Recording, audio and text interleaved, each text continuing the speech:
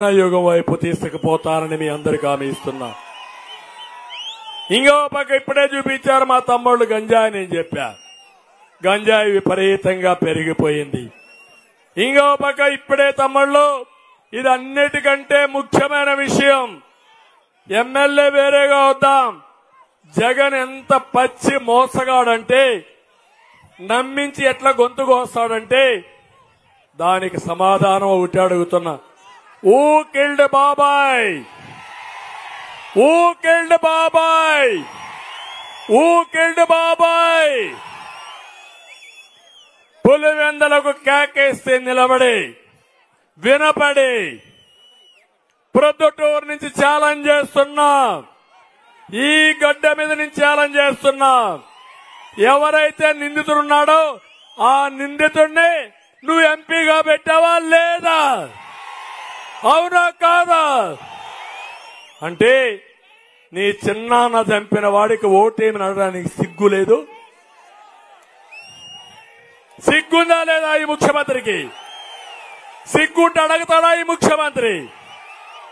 అంటే ఎలాంటి వాడంటే నిందితుడిని రక్షించుకోవడానికి బాధితులపైనే కేసులు పెట్టాడు, కూతురు పైన కేసులు పెట్టాడు. ఆ అమ్మాయి అడుగుతా ఉంది, మా నాన్నను ఎవరు చంపారో ప్రజలకు తెలిస్తే ఆయన చనిపోయి ఎక్కడున్నా ఆత్మకు శాంతి కలుగుతుంది. జగనన్న అనుబంధాల గురించి మాట్లాడుతున్నావు. చిన్నాను చంపితే బాధ లేదా నీకు? 5 ఏళ్లయింది నన్ను మోసం చేస్తావని అడిగే పరిస్థితి వచ్చింది. ఏమంటారు తమ్ముళ్ళు మీరందరూ? నిందితుడిని కుడి పక్కన కూర్చోబెట్టుకొని కలియుగం అని మాట్లాడతావు నువ్వు. అదే కలియుగం. నిందితులకి అండగాసి సిబిఐ పైన ఒత్తిడి పెంచి సిబిఐ ఆఫీసర్ల పైన కేసులు పెట్టి ఆ కుటుంబాలన్నీ కూడా హెరాస్ చేస్తూ మళ్ళా నమ్మతారని ఇక్కడికి వచ్చి మీ అందరితో ఇలాంటి తప్పుడు మాటలు మాట్లాడుతున్నాడు. నేను అందుకే మిమ్మల్ని కోరేది, ఈ రోజు ఇలాంటి వ్యక్తి కోటేస్తే ఈ కడపలో మీకు ఎవరికైనా రక్షణ ఉంటుందా? ఉంటుందా అని మిమ్మల్ని అడుగుతున్నా. ఇక్కడ ఎంపీ కూడా నిందితుడే కదా, ఆయనే కదా మా నెంబర్ 1. ఎవరైతే చంపారో, ఎవరు చెప్తే చంపించారో ఆ విషయం కూడా ఆయన చెప్పాడు. నేను అడుగుతున్నా, నీకు ఆ అవినాష్ రెడ్డి ఇద్దరు బ్రదర్స్ 1 and 2. నేను ఇప్పుడు అంటున్నా, ఒక దోషిని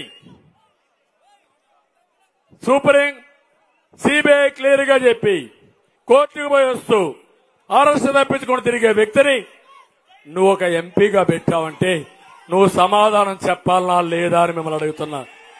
సమాధానం చెప్పాలనా లేదా?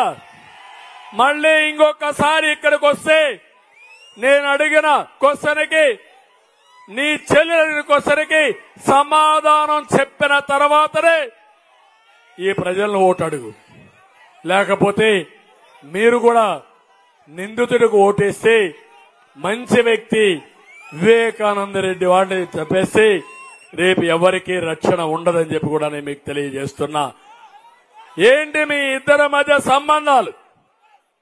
అంటే ఇద్దరు కలిసి బ్రదర్సా, లేకుంటే దానికంటే ఎక్కువ ఉన్నాయా? అందుకే సునీత ఒక మాట చెప్పింది, ఒకవేళ జగన్మోహన్ రెడ్డి సిబిఐకి సహకరిస్తే ఈయన పేరు కూడా బయట వస్తుందని. అంటే నువ్వు కూడా కలిసి చేశావా? కలిసి చేస్తే ఎంత అన్యాయం ఇది, ఎంత ద్రోహం ఇది.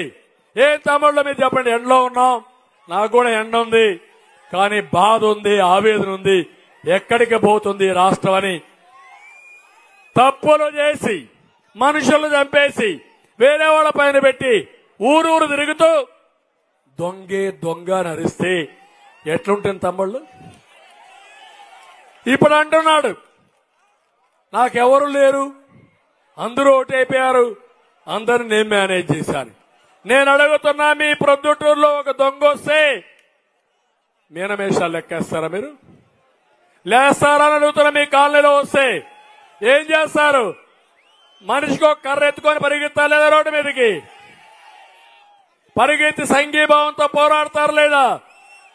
అలాంటి దొంగ హత్యలు చేయించిన వ్యక్తి, హత్యలు చేసే వ్యక్తి ముఖ్యమంత్రిగా ఉండడానికి అర్హత ఉందా అని మిమ్మల్ని అడుగుతున్నా. పేదరపులొద్దు, ధైర్యం ఉంటే నీ సోదరుని నిర్దోష అయ్యే వరకు బయట పెట్టు. అప్పుడేంటి, ఈయన బండారం బయట పెడతాడు.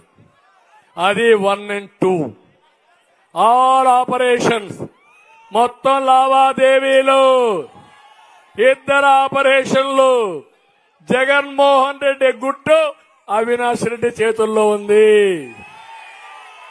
ఆయన జుట్టు అవినాష్ రెడ్డి చేతుల్లో ఉంది. ఆడిస్తే ఆడుతున్నాడు. ఇప్పుడు మనందరి డౌట్, తోక కుక్కను ఆడిస్తుందా, కుక్కను తోక ఆడిస్తుందా అని? కాదు, తోక కుక్కను ఆడిస్తా ఉంది.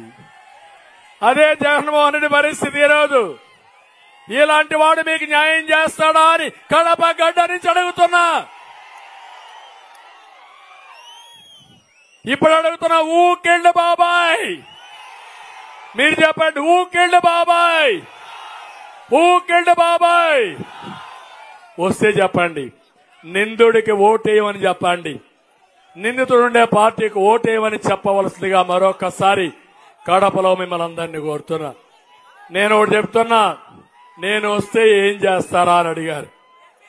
నేను వస్తే అభివృద్ధి పరిగెత్తుంది. నేనే ఒక బ్రాండు.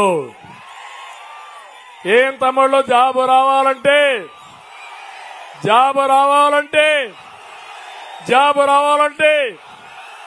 అది ఈరోజు.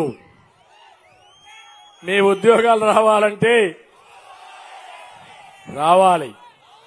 అందుకే నేను అడుగుతున్నా మిమ్మల్ని అందరినీ.